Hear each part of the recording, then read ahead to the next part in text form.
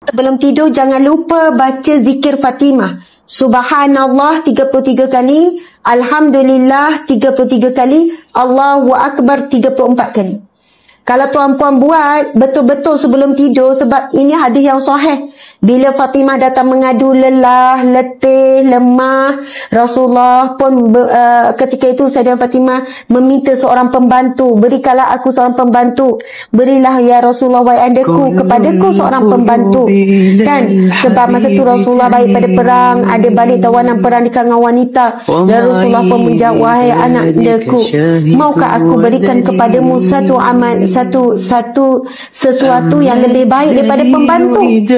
Lalu Nabi pun bersabda, sebelum kamu tidur wahai Fatimah, bacalah subhanallah, alhamdulillah, Allahu Akbar. Berapa kali? Subhanallah 33, alhamdulillah 33, Allahu Akbar 34. Jadi cukuplah 100 kali.